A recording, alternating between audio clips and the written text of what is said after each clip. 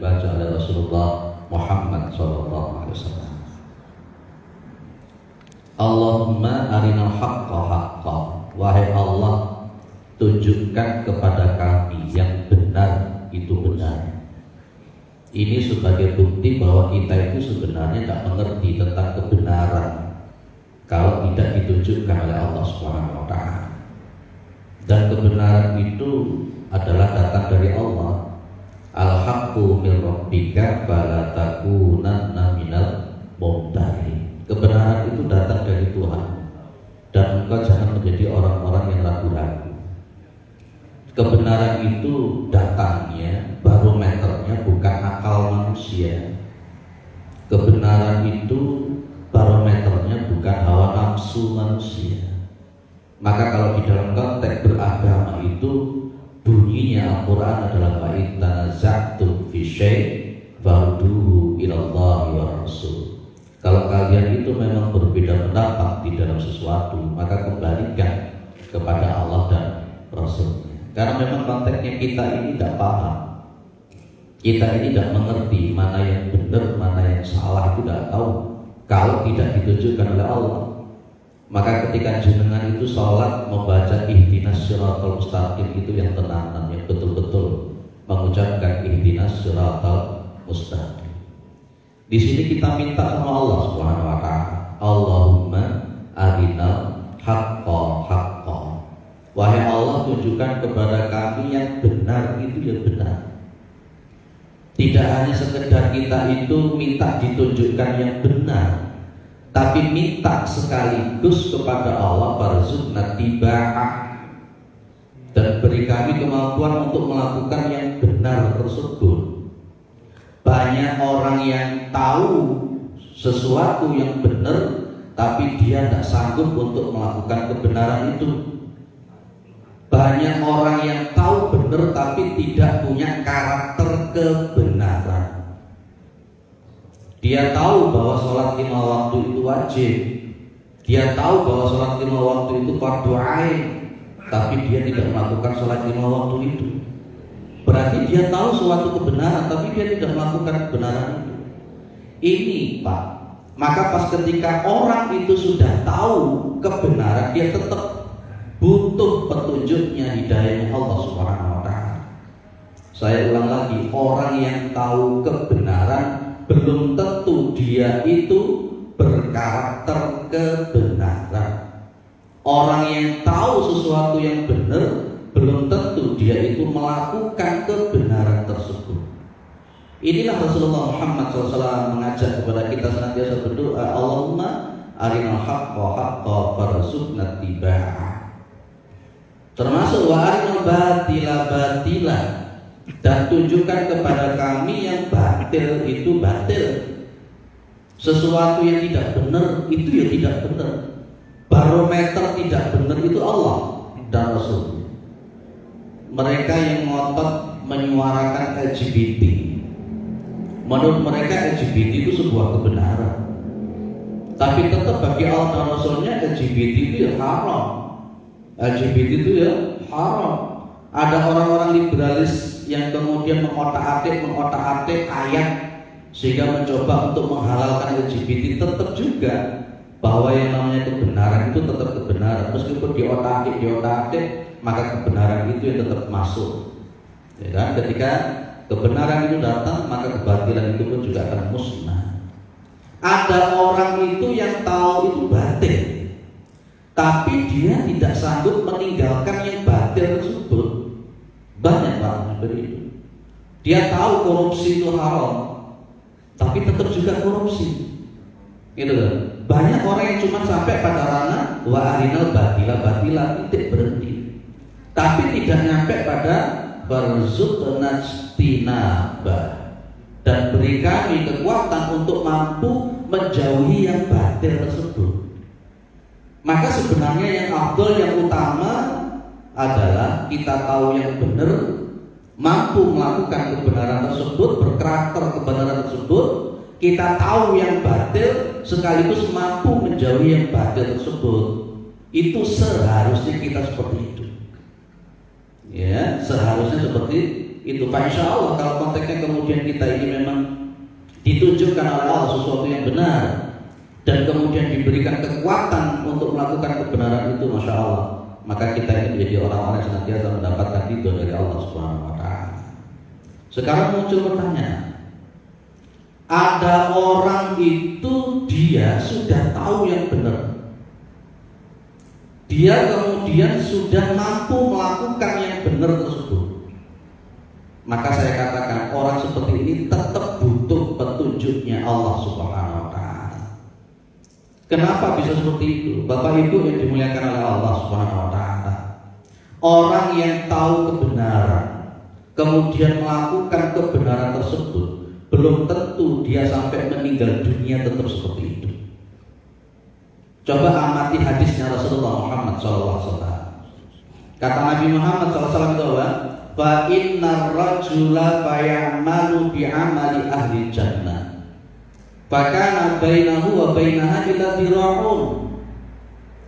Ada sesungguhnya seseorang yang dia itu fayamalu bi'amali ahli jannah, dia mengamalkan amalan-amalan surga. Wis wapi pokoknya wis. Yo ngaji ni sregep, salat jamaah oke dan sebagainya. Ya. Kemudian kata Nabi Allah, "Fakana bainahu wa bainaha illa dira'un." Jarak antara dia dengan surga itu illa dira'un. Dira' itu satu depan. Itu kan artinya orang ini sudah dekat betul dengan surga, seolah-olah kita mengatakan surga. Tapi apa kata Rasulullah Muhammad SAW? Fayasbiqu alaihi alkitab. Catatan itu lebih dahulu mendahului dia. Allah Maha paham, Maha tahu Allah itu orang ini nanti kayak apa endingnya itu. Maka fayamalu bi'amali ahli nar, maka dia itu mengamalkan amalan-amalan neraka, fayadkhuluha, maka dia masuk ke dalam neraka. Ada orang itu Bapak Ibu, ya, ada orang itu awalnya putih, ada orang itu soleh awalnya, tapi di akhir hidupnya kemudian dia menjadi orang yang tidak soleh. Di akhir hidupnya dia akhirnya su'ul khatimah. Awalnya putih, di akhir hidupnya jadi hitam. Saya contohkan, namanya Bal'am bin Bawrah. Itu diabadikan di dalam Al-Quran. Bal'am bin Bawrah itu muridnya Nabi Musa alaihissalam. Diajari langsung oleh Nabi Musa alaihissalam. Bal'am bin Bawrah itu hafal kitab Taurat, paham kitab Taurat sampai ngelontok kalau dalam bahasa orang Jawa. Orang-orang Bani Israel itu mereka kalau tidak ada Nabi Musa, mereka belajarnya kepada Bal'am bin Bawrah.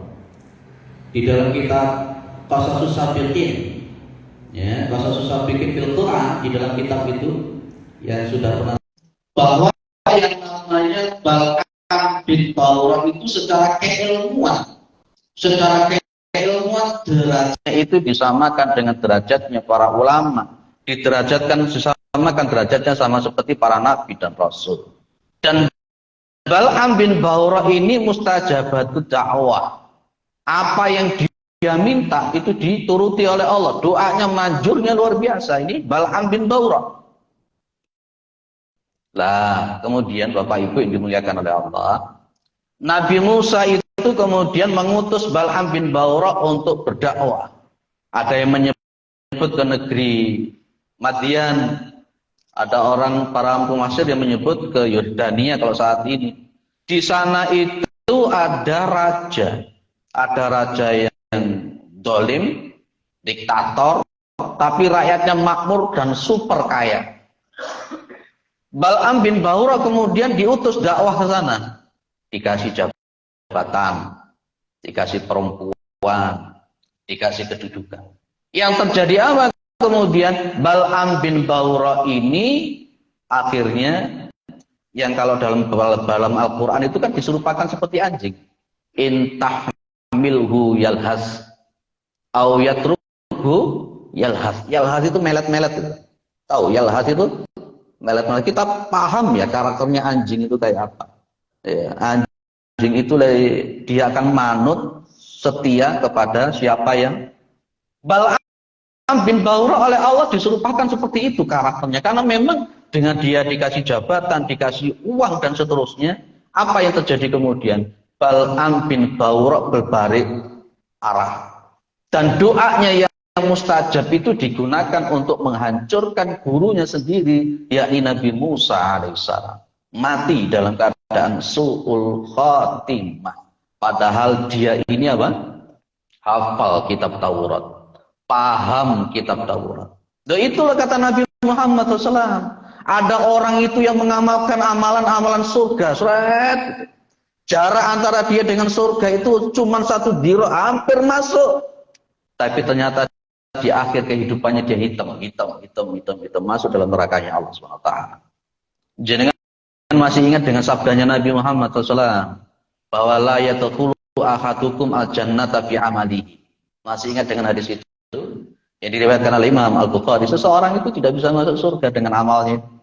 Gitu kan? Sampai ada yang tanya, wala anta ya Rasulullah? Tidak juga dengan jenengan ya Rasulullah. Nah, wala anna illa ayataghamadhanillahu bi rahmatin. Ayo kita minta. Di sini tidak ada satupun yang tahu husnul khotimah atau su'ul khotimah, tidak ada yang tahu. Tidak boleh kita itu sok-sokan. Kalau bahasa Jawa gak oleh kemelinti. Ojo dumeh wis salate akeh. Ojo dumeh wis maca Al-Qur'ane akeh. Ojo dumeh wis hafal Al-Qur'an. Belum tentu nanti kita itu. Maka nantinya ada yang disebut dengan ahwalul qulub. Ahwalul qulub nanti akan kita bahas di poin yang nomor 3. Itu tentang doanya Rasulullah Muhammad SAW. Kita yang sekarang ini duduk di Masjid Al-Ikhlas mendengarkan kajian ngaji. Tidak ada yang tahu jenengan nanti itu posisinya itu husnul khotimah atau tidak. Bal'am bin Ba'urah. Siapa lagi yang kedua saya contohkan? Abdurrahman bin Muljam. Jenengan pernah dengar Ibnu Muljam? Belum pernah dengar ya? Yang membunuh sahabat Ali bin Abi Thalib, yang membunuh menantunya Rasulullah Muhammad SAW. Dia itu pada masa Umar bin Khattab difasilitasi untuk mengajar Al-Quran di Masjid Nabawi. Dia akhirnya masuk ke sekte Khawarij, dan kemudian sahabat Ali ketika mengimami salat subuh ditusuk dari belakang, meninggal dunia beliau. Meninggalnya ini yang namanya Muljam, Ibnu Muljam, walaupun dia hafal Al-Quran, meninggalnya su'ul khatimah. Itu, kita tidak usah sok-sokan, kita tidak usah kemelinti dengan amalan yang kita lakukan. Di samping memang kita tidak pernah tahu kok, amalan kita itu diterima oleh Allah atau tidak. Tidak tahu, nanti akan saya bahas di poin yang nomor 3. Pelan-pelan ya. Sebaliknya kata Rasulullah SAW, fa innar rajula fayamalu bi amali ahli nar. Mohon maaf, suaranya tak kencengkan Pak ya. Lek subuh-subuh ini resikonya memang ngantuknya itu. Sing kene ngecepet, sing kono merem-merem turu. Kok begitu mulai ditakoni ngaji apa? Sembuh aku mau turu aku mau. Masya Allah gitu ya. Ini ya. Sebaliknya kata Rasulullah Muhammad SAW, fa innar rajula fayamalu bi amali ahli nar. Sesungguhnya ada seseorang yang dia itu mengamalkan amalan-amalan neraka. Fakana bainahu wa bainaha illa zirahun. Jaraknya dia dengan neraka itu tinggal 1 depa. Itu artinya kan dia hampir masuk neraka. Masya Allah.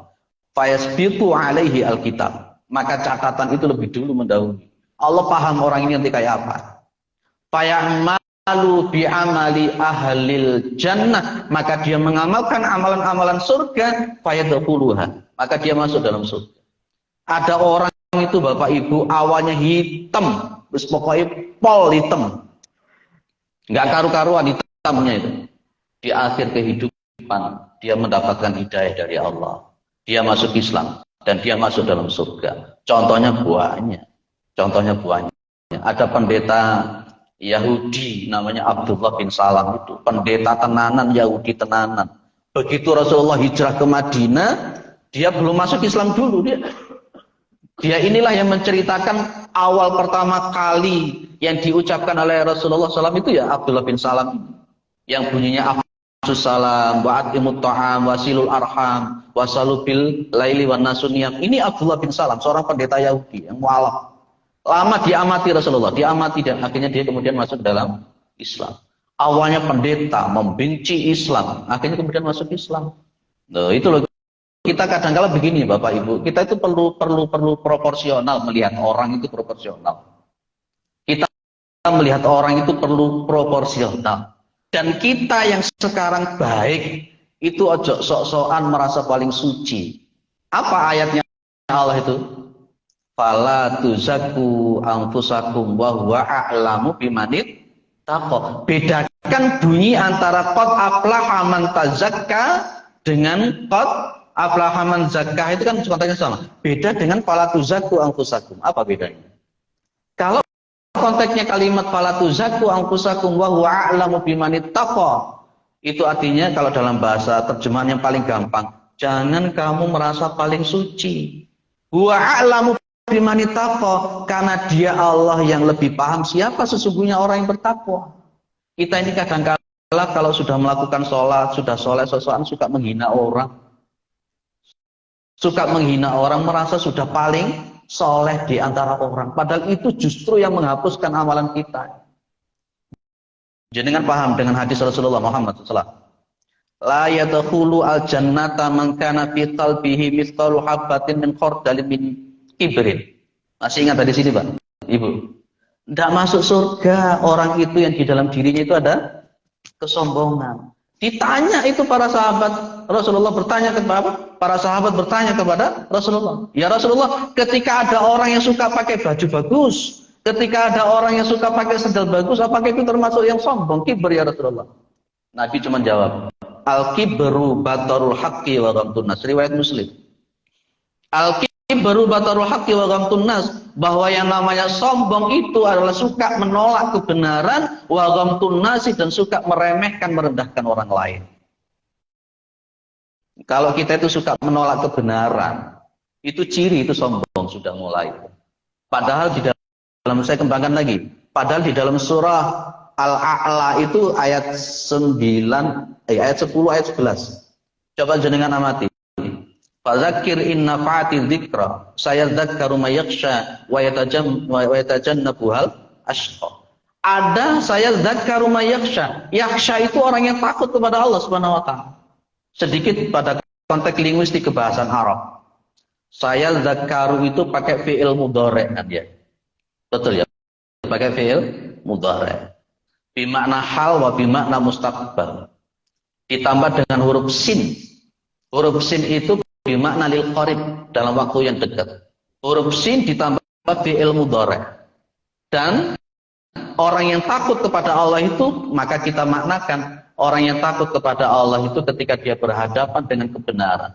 Berhadapan dengan kebenaran yang datang kepada dia. Dalam waktu dekat sekarang atau yang datang, dia akan menerima kebenaran. Sampai ada kalimat undur maqala walatan durman qala. Lihat apa yang dibicarakan, jangan melihat siapa yang berbicara. Kalau jenengan melihat saya yang berbicara, jenengan kemudian membandingkan dengan ustadz yang lebih, jenengan akan cenderung meremehkan saya. Ya, tapi yang betul adalah undur maqala walatan durman qala. Kalau tadi undur man qala walatan dur maqala. Itu. Maka orang yang suka meremehkan kebenaran itu dialah kesombongan itu. Dan apalagi wa ghamtun nas, dan suka merendahkan orang lain. Merendahkan orang, meremehkan orang. Semakin banyak kita suka merendahkan orang, itu berarti di dalam diri kita ada kesombongan. Itulah yang kemudian warisan iblis laknatullah alaih.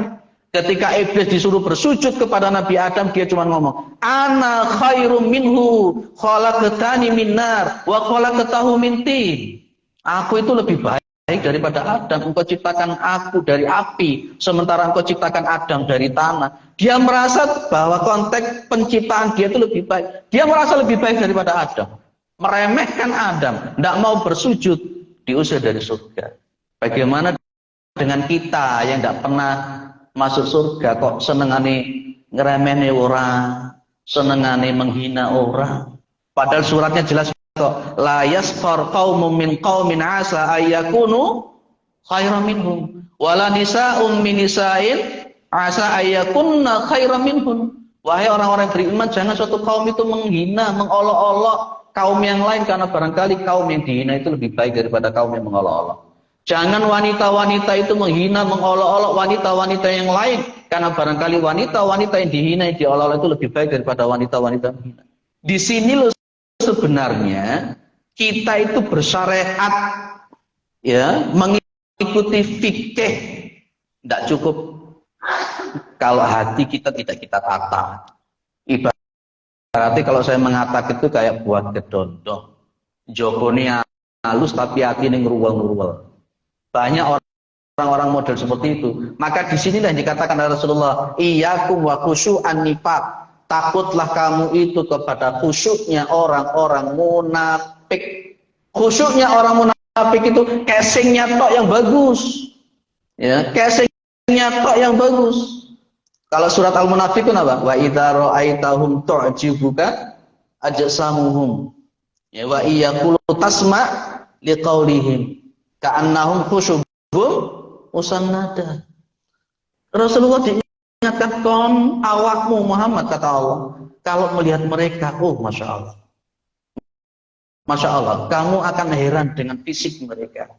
Kalau mereka bicara itu, kamu akan heran dengan ucapan-ucapan mereka.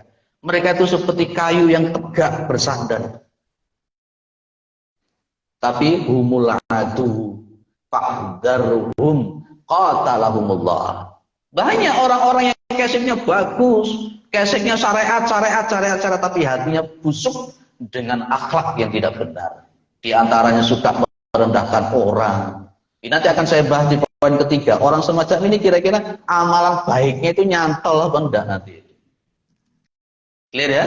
Jadi orang itu ketika sudah melakukan kebenaran, ini mohon maaf ya Pak, ya. Mungkin yang belum pernah ngaji sama saya mungkin, wih, ini bahasanya kok kasar seperti ini. Tapi mungkin yang sudah biasa ngaji sama saya di Ahmad Yani, di Manaru atau di mana, sudah biasa dengan bahasa saya semacam ini. Ya. Baik. Jadi orang yang sudah tahu kebenaran, kemudian dia itu sudah mampu melakukan kebenaran, ya, dia tetap butuh hidayahnya Allah. Supaya apa? Supaya dia bisa istiqomah sampai meninggal dunia. Harapan kita kan begitu. Harapan kita sekarang kita mukmin sampai nyawa kita dicabut oleh Allah pun dalam keadaan mukmin. Jangan seperti Bal'am bin Baura, jangan seperti Abdurrahman bin Muljam dan contoh-contoh yang lain. Nah, sekarang begini. Ada orang itu yang sudah tahu kebenaran, sudah mampu melakukan kebenaran, sudah istiqomah menjalankan kebenaran itu. Apakah orang itu masih butuh hidayahnya Allah? Apakah orang itu masih butuh petunjuknya Allah? Jawabannya iya. Kenapa dia masih butuh hidayahnya Allah Subhanahu wa taala? Tadi sudah saya bilang diantaranya tentang masalah itu. Begini Bapak Ibu, amalan yang jenengan lakukan, yang sudah istiqomah jenengan lakukan itu, jenengan tidak paham apakah yang jenengan lakukan itu sudah benar atau tidak. Dan jenengan juga tidak paham, saya pun juga tidak paham, amalan yang saya lakukan itu diterima oleh Allah atau tidak. Kan betul begitu? Jangan-jangan seperti di dalam riwayat yang disampaikan oleh Abu Hurairah atau yang disampaikan oleh Ibnu Abbas di dalam kitab Fathul Majid gitu, tentang masalah niat yang berkenaan dengan surat Hud ayat 15 ayat 16 itu. Jangan masih ingat dengan hadis yang berisi 3 orang yang di yaumul qiyamah itu. Orang yang pertama itu mati syahid ya. Dia mengatakan qataltu fika hatta ustushhidu ya Allah. Saya itu perang di jalan Engkau dan saya mati syahid.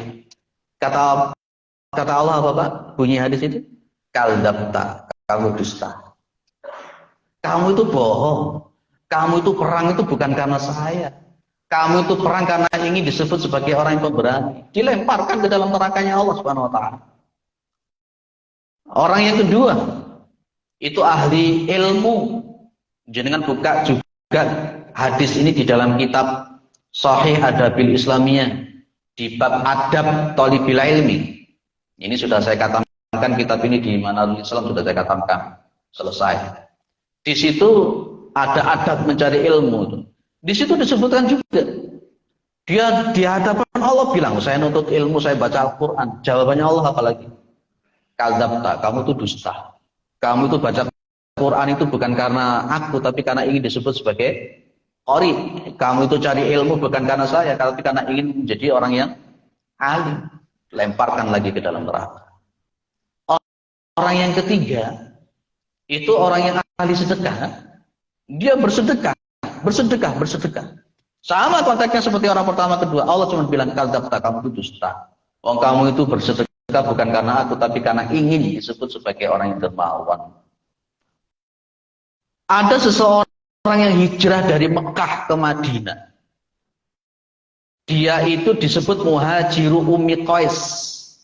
Jadi dengan buka syarahnya Arba'in An-Nawawi. Terutama punyanya Syekh Mustafa Al-Budha. Kitab ini saya kaji rutin di Masjid Grebek itu. Di situ innamal a'malu binniyat wa innamal likulli imri'in ma nawa. Itu asbabul wurudnya ada seseorang yang dia hijrah dari Mekah ke Madinah karena ingin mendapatkan seorang perempuan namanya Ummu Qais. Padahal itu 400 km lebih ya, kurang lebih seperti itu ya. 400 kilometer lebih. Dia tidak dapat apa-apa. Dia hanya mendapatkan perempuan yang dia nikahi, tapi dia tidak dapat pahala apa-apa. Loh, banyak sekarang ini kita ini ngamal nih, amalan, niatnya wis gak bener. Niatnya sudah tidak bener. Ada orang yang mati. Rasulullah dibilang oleh para sahabat, ya Rasulullah syahid ya Rasulullah.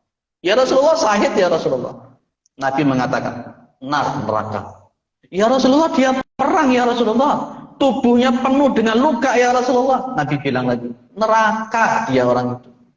Inilah yang kita sebut kalau di dalam syarah Riyadhus Shalihin ini rutin kita ngaji di Masjid Al-Hikmah Tanjung, Riyadhus Shalihin, masjid jilid yang pertama. Itu posisinya bahwa innamal a'malu binniyat itu sebagai sebuah penentuan. Maka ini kita sebut dengan mizan batin. Syarat diterimanya amal itu ada dua. Mizan batin sama mizan zahir. Mizan batinnya itu adalah wa ma umiru illa liya'budullaha mukhlishina lahuddin hunafa wa yuqimus sholata wa yutuz zakata wa dzalika dinul qayyim. Itu mizan batinnya. Itu mizan batinnya. Makanya ada orang yang tanya sama Rasulullah, ya Rasul, bagaimana kalau ada orang perang ya Rasul? Orang ini dia perangnya itu karena ingin dapat upah dan ingin dapat sebutan sebagai orang yang saja'ah, orang yang berani. Apakah dia mendapatkan pahala? Nabi bilang, la syai'a lahu. Dia tidak dapat apa-apa. Tanya lagi, ya Rasulullah, dia pengen dapat upah dan pengen mendapatkan sebutan sebagai orang pemberani. Nabi bilang lagi, la syai'a lahu. Dia tidak dapat apa-apa. Kita mengamalkan amalan A, B, C, dan E. Kita tidak tahu, Pak, amalan kita itu diterima oleh Allah atau tidak. Dong-dongnya nanti di yaumul qiyamah kita disebut pendusta oleh Allah Subhanahu wa taala. Itu yang kita minta sama Allah, berlindung kepada Allah Subhanahu wa taala.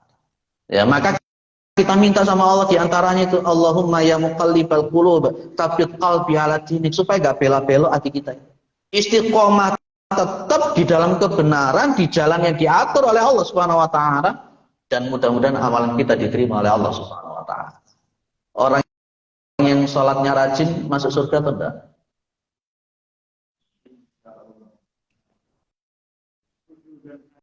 Insya Allah, mudah-mudahan. Tapi pas ketika Rasulullah mengatakan begini, kam min qa'imin laisa lahu min qiyamihi ila sahar. Betapa banyak orang yang melakukan sholat tapi dia tidak mendapatkan pahala apapun dari sholatnya, kecuali cuma capek saja. Ada yang semacam itu. Nanti akan kita kembangkan dalam konteks tazkiyatun nafs, dalam posisinya innas sholata tanha anil fahsya'i wa munkar, di dalam hadis yang nomor 3 tentang bunyal Islam ala khamsin. Ini kalau di Panjangno juga mari-mari. Sampai jam berapa biasanya Pak? Oh sampai surut. Belum masuk surut ya? Sebentar lagi ya. Biasanya ada dialog atau tidak? Oh sebelum surut ada dialog. Ya bisa terus aja sih. Jadi ada orang itu tadi apa bilang? Dia itu awalnya hitam, akhirnya kemudian jadi putih. Ada orang yang awalnya putih, kemudian dia menjadi hitam. Harapan kita sampai dari dulu sampai nanti kita tetap putih. Ya, kita putih tetap diridhai oleh Allah sehingga kita nanti menjadi orang yang diridhai. Ya, jazaohum 'inda rabbihim jannatu 'adnin tajri min tahtiha al-anharu khalidina fiha abada. Radhiyallahu anhum wa radu'an. Dan kita butuh kepada Allah hidayah ketika kita sudah mulai istiqomah itu. Ketika kita sudah mulai istiqomah untuk melakukan kebaikan-kebaikan, kebenaran-kebenaran, kita butuh tetap minta sama Allah Subhanahu wa taala supaya amal yang dilakukan itu diterima oleh Allah dan membuat kita itu menjadi sebuah wasilah.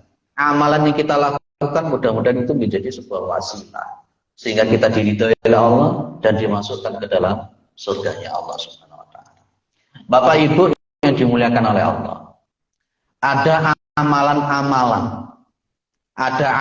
amalan-amalan tertentu yang itu bisa menghabiskan amalan seseorang. Ada amalan-amalan tertentu, bahkan amalan-amalan yang bersifat batin, yang tidak tampak. Ada amalan-amalan yang semacam itu yang bisa menghabiskan amal. Saya contohkan beberapa ya. Nanti jenengan buka lagi di Tazkiyatun Nafas itu. Seperti punyanya Ahmad Farid itu juga bagus. Seperti Min Akhlaqis Salaf punyanya Syekh Ahmad Farid juga bagus tentang masalah hati. Poin yang pertama, Rasulullah mengatakan begini. Iyyakum wal hasada. Fa innal hasada ya'kulul hasanati kama ta'kulun naru hatobah. Takutlah kamu itu kepada penyakit hasud. Hasud itu seringkali disebutkan oleh para ulama. Ini bukan ghibtah loh ya. Bedakan antara hasud dengan ghibtah. Karena nanti ada riwayat la hasada illa fitnataini. Tidak ada hasud kecuali kepada dua orang. Itu namanya ghibtah. Ghibtah. Nah, kata Nabi, takutlah kalian itu kepada hasud. Hasud itu amalan hati. Yang kemudian Rasulullah mengatakan fa innal hasada ya'kulu al hasanati kama ta'kulun naru hatobah. Karena hasud ini bisa memakan amalan-amalan soleh, bisa menghapuskan amalan-amalan soleh seperti api memakan kayu bakar. Para ulama menyebutkan yang namanya hasud itu tidak suka ketika melihat orang lain mendapatkan nikmat dan kepingin supaya nikmat itu hilang, apalagi juga pindah kepada dirinya. Kalau kita itu melihat orang lain dapat nikmat, biasanya kan gini, tonggone untuk sepeda motor meriang, tonggone tuku motor stroke, tonggone tuku oma mati. Ini kan hasud. Orang yang modelnya hasud seperti itu, Pak, amal ibadahnya habis. Digerogotin seperti api memakan kayu bakar. Kalau di dalam diri kita kok tidak suka, tidak rela kalau tetangga kita, teman kita mendapat nikmat, itulah itu hati-hati, menghabiskan amalan. Dan itulah yang kemudian kita diperintahkan untuk berlindung dari orang yang hasud ini. Karena hasud itu, orang yang hasud itu modelnya dua. Itu kan ada min syarri hasidin idza hasad. Ada orang yang hasud, dia diem saja, cuman ngempet. Tapi ada orang yang hasud, dia melakukan tindakan untuk menghilangkan nikmat-nikmat dari orang tersebut. Itu amalan satu. Yang kedua, amalan syirik. Jenengan pernah baca hadis ini? Man ata'arrafan. Man ata'arrafan au kahinan. Saya pakai riwayat yang paling baik menurut saya yang saya hafal. Man ata'arrafan au kahinan fasa'alahu an syai'. Fasadaqau bima yaqul lam tuqbalu salatu arba'ina yauman. Masih ingat jenengan? Barang siapa yang dia itu mendatangi paranormal, mendatangi dukun, dia bertanya sesuatu, dia mempercayai apa yang dikatakan oleh dukun tadi, lam tuqbalu salatu arba'ina yauman. Salatnya tidak diterima selama 40 hari. Itu padahal cuma datang, tanya, percaya, salat 40 hari tidak diterima. Loh kan? Berapa banyak kita mendatangi dukun dan percaya dengan ramalan-ramalan semacam itu. Ya, hitung-hitungan yang tidak jelas-jelas itu juga. Jangan-jangan sholat kita tidak diterima. Ini kapan-kapan kita akan bahas tentang masalah itu, namanya tatayur. Seperti disampaikan Rasulullah, nanti ada 3. Laisa minna man tatayyara au tutuyira lahu au takahana au tukuhina lahu au sahara atau suhira lahu. Itu nanti kapan-kapan insyaallah. Dan amalan batin yang juga paling merusak, yang bisa menghapuskan amal, tadi sudah saya sebut, namanya kiber. Suka menolak kebenaran dan suka meremehkan orang lain. Saya kira cukup sudah dibel.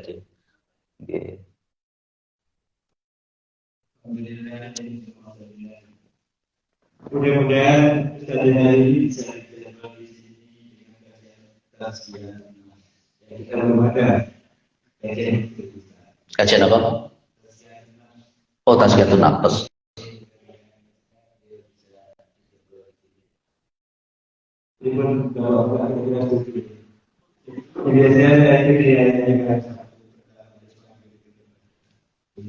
Terima kasih. Bukan pertanyaan ya. Mudah-mudahan dengan izin Allah, kalau memang saya mampu akan saya datang. Kalau ada waktu dan yang kosong barusan kosong untuk Jumat kedua dan Jumat keempat maghrib dan Jumat kedua subuh. Karena di mana Islam dikurangi dan kemudian di Rahmat Jumat juga dikurangi. Biar tidak terlalu full.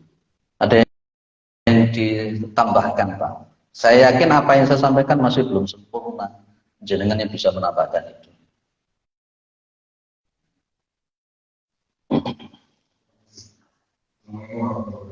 Waalaikumsalam warahmatullahi wabarakatuh.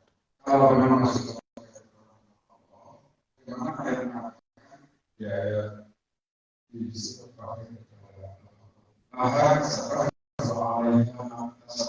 betul. Baik. Allah itu tidak akan mungkin membebani makhluknya kecuali sesuai dengan kemampuannya. La yukallifullahu nafsan illa usaha laha ma kasabat wa 'alaiha ma kasabat. Itu kemudian ada Rabbana la tu'akhidna in nasina wa akhtana. Memang betul, kita juga tidak mungkin menolak sunnahnya Nabi. Yang Nabi mengatakan la yadkhulu ahadukum al-jannata bi amalihi. Kita itu tidak akan bisa masuk surga dengan amalnya. Betul kan? Nah, lupa di dalam Al-Quran pun juga banyak sekali orang mengamalkan sesuatu, dia itu kemudian dimasukkan surga. Disinilah kemudian di dalam kitab Al-Hikam namanya itu juga, di dalam syarah-syarah hadis itu dikatakan juga bahwa amalan itu ketika dia mendatangkan rahmatnya Allah, maka amalan itu akan memasukkan ke dalam surga dengan izin Allah. Cuman masalahnya, amalan kita ini bisa tidak mendatangkan rahmatnya Allah. Ketika umpamanya kita sholat, kita zakat, umpamanya kita puasa macam-macam, tapi kita punya kesyirikan, kita punya akhlak yang tidak baik, kira-kira Allah ridho enggak? Nah itu loh. Memang betul, laha maka sabat wa 'alaiha maka sabat. Saya contohkan sebagai penutup jawaban. Pernah jenengan baca hadis seperti ini di dalam kitab Sahih Hadis Islamnya juga ada. Rasulullah itu duduk-duduk dengan para sahabat. Para sahabat bilang begini, inna fulana tusalli bil lail wa tasumu bin nahar. Apa maknanya itu, Bapak?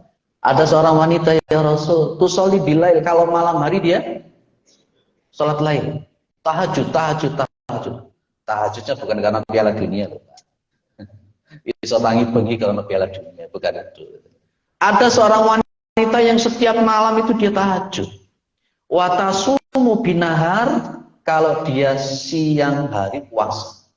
Dan para sahabat bilang, wa kana filisani hasyai'un tu'di jirona. Di mulutnya di lidahnya itu ada kata-kata kalimat yang suka menyakiti tetangganya, mendolimi tetangganya. Apa kata Rasulullah? Bahaya binar. Wanita itu ada di dalam neraka. Wanita itu ada di dalam neraka. Kenapa kok di dalam neraka? Jenengan hubungkan dengan sebuah hadis Rasulullah Muhammad SAW. Man kana yu'minu billahi wal yaumil akhir falyaqul khairan aw liyasmut. Barang siapa yang mengaku dirinya beriman kepada Allah dan hari akhir, hendaklah dia berkata-kata yang baik atau diam. Ternyata habisnya amalan itu dari perilakunya dia yang tidak baik kepada tetangga-tetangganya. Nah, itu memang betul. Laha maka sahabat wa alaiha maka sahabat, tidak bertentangan sama sekali. Maka kaidahnya di dalam istinbatul ahkam itu al-jam'u bainal adillati ma'amkan. Bahwa wajibun mengumpulkan dalil-dalil sekiranya memang itu memang bisa, maka itu menjadi sesuatu yang wajib. Ini yang namanya jam'ul. Jadi nanti ada al-jam'u, kemudian ada yang namanya at-tarjih, kemudian baru yang ketiga tawakuf. Insyaallah. Dan kalau begitu gimana? Sudah jenengan mengamal saja. Amal soleh saja. Terus perbanyak amal soleh. Enggak usah konteksnya sampai bagi apa piye dong. Kok abot men ya ceramahnya seperti tadi. Sudah enggak usah dipikir. Beramal saja, minta mohon kepada Allah, terus beramal. Selama jenengan sesuai dengan koridor yang sudah ditetapkan oleh Rasulullah Muhammad SAW. Insyaallah. Insyaallah itu saja. Makanya nanti ketika pecah menjadi 73 golongan, Nabi hanya bilang, ma'ana alaihi wa ashabi. Itu jawaban saya. Panjang kali lebar. Ada yang lain? Cukup, insyaallah. Kalau cukup, mudah-mudahan apa yang saya sampaikan bisa kita pahami. Dan mudah-mudahan bisa kita amalkan. Dan kita berdoa, mudah-mudahan kita ini adalah orang-orang yang husnul khatimah. Mudah-mudahan kita ini bisa masuk dalam surganya Allah. Mudah-mudahan hidup kita itu selalu diridhoi oleh Allah. Anak-anak kita, keturunan-keturunan kita jadi orang-orang yang saleh dan salihah. Kemudian keluarga kita adalah keluarga yang sakinah, mawaddah, warahmah. Mudah-mudahan umur kita itu diberkahi dan diistiqomahkan di dalam kebaikan. Dan mudah-mudahan negara kita tercinta NKRI ini pun menjadi negara yang badatun, thayyibatun, warabun, ghafur. Subhanakallahumma wa bihamdika asyhadu an la ilaha illa anta astaghfiruka wa atubu ilaik. Assalamualaikum warahmatullahi wabarakatuh.